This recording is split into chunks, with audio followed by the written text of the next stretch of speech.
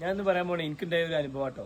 അതായത് ഞാൻ ഇന്ന് വണ്ടിന്റെ സർവീസ് കഴിഞ്ഞാൽ മലപ്പുറത്ത് നിന്ന് വരുന്ന സമയത്ത് എൻ്റെ അതായത് ഒതുക്കങ്ങിലെത്തിയ സമയത്ത് ഒതുക്കങ്ങൾ കൂടെ ഇങ്ങനെ വന്നുകൊണ്ടിരിക്കുമ്പോൾ ഞാൻ അത്യാവശ്യം സ്പീഡ് ഇല്ലാത്തതുകൊണ്ടാണ് ഞാൻ വലിയൊരു അപകടത്തിൽ നിന്ന് രക്ഷപ്പെട്ടത്. ആ ഒരു കാര്യമാണ് നിങ്ങളായിട്ട് ഞാൻ പറയാൻ പോകുന്നത്. അതായത് ഞാൻ ഇങ്ങനെ വന്നുകൊണ്ടിരിക്കുന്ന സമയത്ത് എൻ്റെ വണ്ടിൻ്റെ മുമ്പിൽ ഒരു ഫാമിലി പോകുന്നുണ്ട് ബൈക്കുമേ.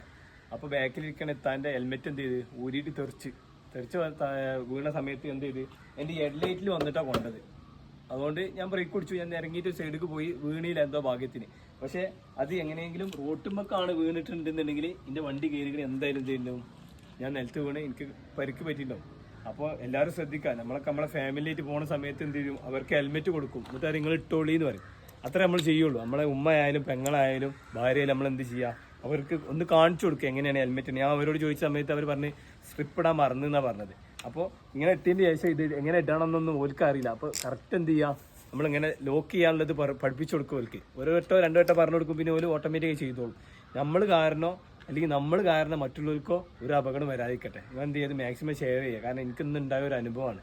ഓക്കെ.